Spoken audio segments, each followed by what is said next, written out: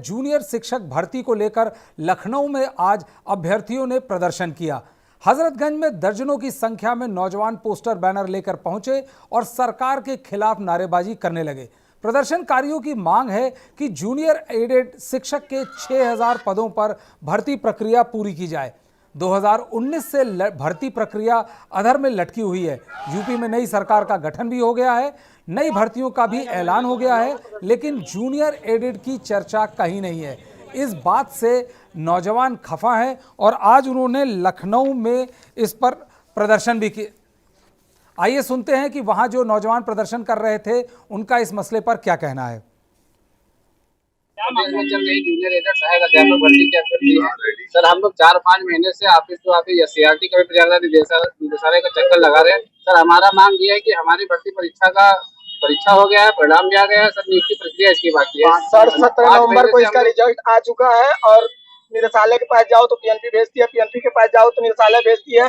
जो भी बेसिक शिक्षा डायरेक्टर है सर्वेंद्र विक्रम सर, वो एकदम केवल ऊहापोह की स्थिति में इस भर्ती को बनाए हुए हैं। केवल बच्चों को भी बना रहे हैं, कह रहे शासन स्तर से रोक लगा रखा है सर। इस भर्ती को विगत 5 महीने हो गए सर, रिजल्ट आए हुए। केवल इसमें केवल काउंसलिंग करा के नियुक्ति पत्र बांटना है सर। ये भर्ती प्रक्रिया पहले मैनेजमेंट के थ्रू होती थी। माननीय योगी जी ने इसको 2019 में कैबिनेट के द्वारा इसको प्रतियोगिता के द्वारा कराया, पहले परीक्षा के माध्यम से कराया और ये अध्याचन 2019 का है। पहले प्रक्रिया मैनेजमेंट कराती थी, अब इस पे सीटेट और सुपरटेट के माध्यम जूनियर सुपरटेट 17 अक्टूबर को हुआ। अध्याचन ये अप्रैल का था, अप्रैल में पेपर होनी थी, लेकिन ये पेपर हुआ 17 अक्टूबर को। 15 नवंबर को इसका रिजल्ट आया। 5 महीने से हम लोग दर दर भटक रहे हैं, कोई सुनने को तैयार नहीं। अगर पीएनपी जाओ तो कहता है निदेशालय जाओ, निदेशालय जाओ तो कहता है पीएनपी जाओ। इलाहाबाद और लखनऊ का आए दिन हम लोग के संगठन के लोग अब 45,257 बच्चे इस परीक्षा में पास हैं और सरकार ने अभी तक यह नहीं क्लियर किया है कि कितनी सीटें हमारे पास रिक्त हैं। मंत्री आवास क्यों जा रहे थे? मंत्री आवास सर शिक्षा मंत्री से मिलने जा रहे हैं और ज्ञापन देने जा रहे हैं। रही बात, एक मिनट सर, पुराने शिक्षा मंत्री जी ने चुनाव से पहले 30 दिसंबर का अल्टीमेटम दिया। उन्होंने ट्वीट किया कि 30 दिसंबर से नियुक्ति प्रक्रिया प्रारंभ होगी, किंतु चुनाव बीत गया और अभी तक नियुक्ति प्रक्रिया चालू नहीं हुई। इस नाते नए शिक्षा मंत्री से मिलने के बाद और जो ज्ञापन है, ज्ञापन के माध्यम से अपना 6000 शिक्षक भर्ती प्रक्रिया, जूनियर एडेड शिक्षक भर्ती प्रक्रिया कराने के लिए हम लोग ज्ञापन देने जा रहे थे सबसे।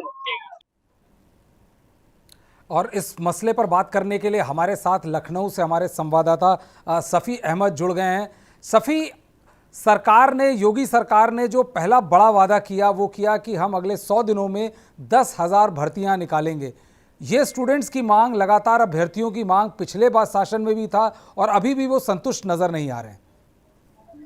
बिल्कुल, देखिए योगी सरकार की 2.0 की जो सरकार है वो बन चुकी है और कहीं ना कहीं अगर आप बात करें हम तो जो प्रदर्शन का दौर है वो भी शुरू हो चुका है, क्योंकि इसको कहीं ना कहीं पहला प्रदर्शन माना जाएगा। क्योंकि नौकरी को लेकर इनका साफ तौर से कहना है कि 5 महीने से ये दौड़ रहे हैं लेकिन इनकी सुनवाई नहीं हो रही है। क्योंकि 2019 में सहायक भर्ती की परीक्षा निकली थी, उसके बाद 45,257 बच्चे इस परिणाम में पास हुए थे। और बात करें तो हम ये जूनियर एडेड शिक्षक अभ्यर्थियों ने इसको बैनर तले प्रदर्शन किया और साफ तौर से इनका ये कहना था कि जो 6000 पद हैं जो नियुक्ति की मांग को लेकर वो उनको दिया जाए। 6000 पद खाली पड़े हैं, क्योंकि इससे पहले जो है इसके जो चुनाव जिस तरीके से नौकरी दी जाती थी, जिस तरीके से इसके एग्जाम कराए जाते थे, बिल्कुल बदलाव करके नए तरीके से एग्जाम कराए गए, नए तरीके से प्रतिक्रिया हुई और उसमें लड़कों ने प्रतिभाग भी किया और पास भी हुए।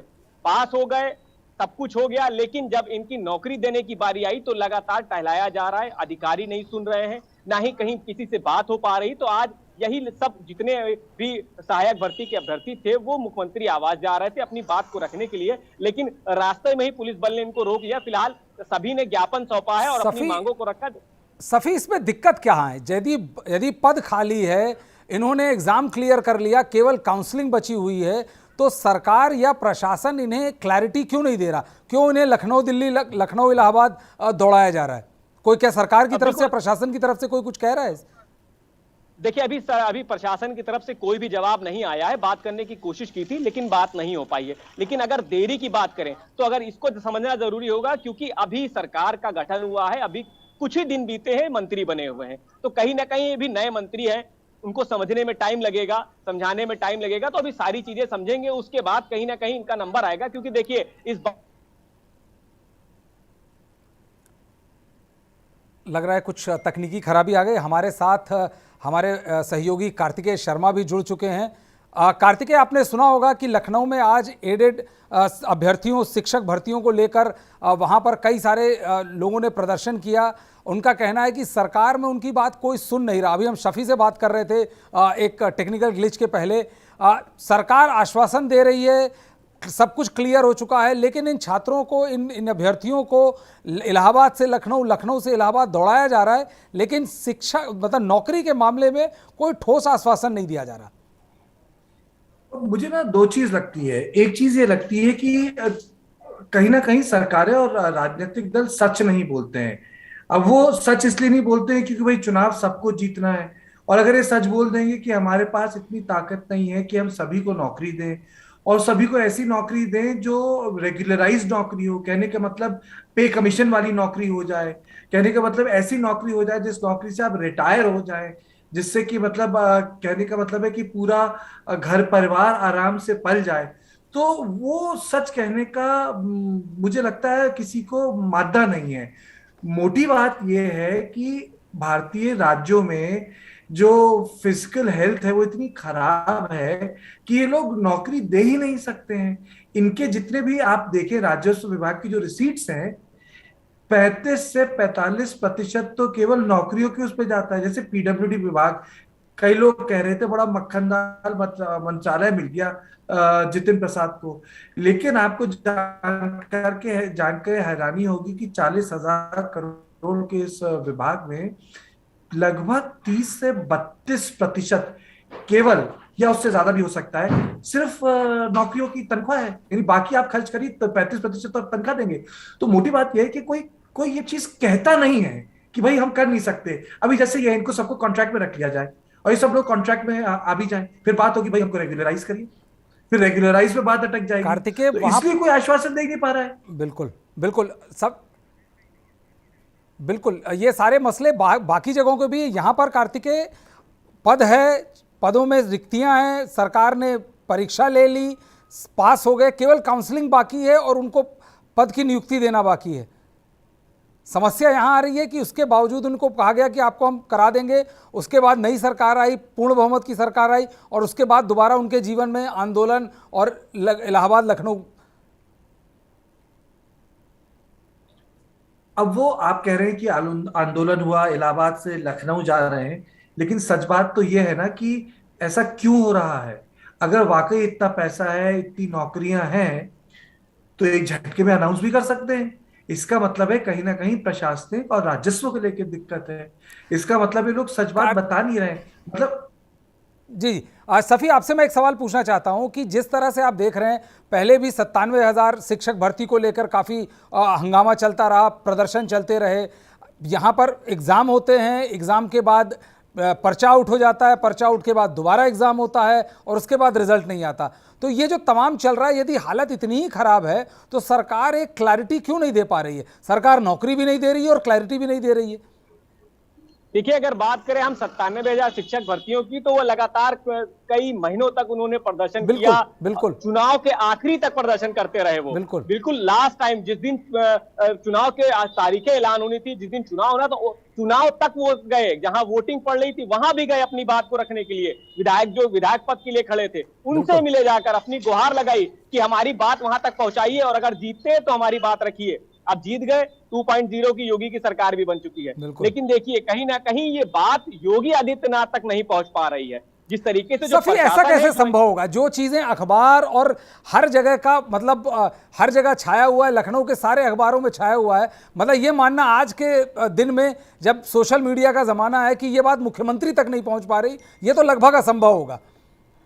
देखिए ब्रजेश जी, सबसे बड़ी बात ये होती है कि बात को पढ़ना और समझाना और समझना, सबसे बड़ी बात यार। हाँ, समझ नहीं रहे वो हो सकता है जी, सबसे बड़ी चीज होती है समझना। अभी ये बात उनको जब समझाया जाएगा, देखिए अगर कोई चीज होती है तो उसको समझाना पड़ता है। मुख्यमंत्री है, कई ऐसे मामले उनके सामने आते हैं, पूरे दिन कहीं ना कहीं मामले आते हैं, लेकिन पूरी तरीके से समझाना कि नहीं ये जरूरी है, ये इनको देना है, ये इनकी जरूरत है और ये इन्होंने किया है। मान लीजिए 6000 जूनियर एडेड जो शिक्षक भर्ती की प्रक्रिया है, सिर्फ इनको नौकरी देनी है, सब कुछ ये प्रक्रिया पूरी कर चुके हैं। सिर्फ इनको एक तरीके से बुला के कि अपना लेटर लीजिए, आप कल से नौकरी ज्वाइन करिए, सिर्फ इतना ही तो करना है। तो ये जाके समझाना पड़ेगा, यूपी जी को समझना पड़ेगा ये चीज। लेकिन अब समझाए कौन? अधिकारी आंख मूंद कर बैठे हुए हैं, मुंह बंद करके बैठे हुए हैं, कान से उनको सुनाई नहीं पड़ता है। तो कहीं ना कहीं आखिरी में जो शिक्षक भर्ती कह ले या कुछ भी कह ले, इनको जिस तरीके से बेरोजगार है कह ले, जो प्रदर्शन करने को मजबूर हो जाते हैं। तो इसीलिए प्रदर्शन शुरू होता है और कहीं ना कहीं फिर ये अपने प्रदर्शन करने रोड पे निकल सकते हैं। जी, क्योंकि कार्तिकेय,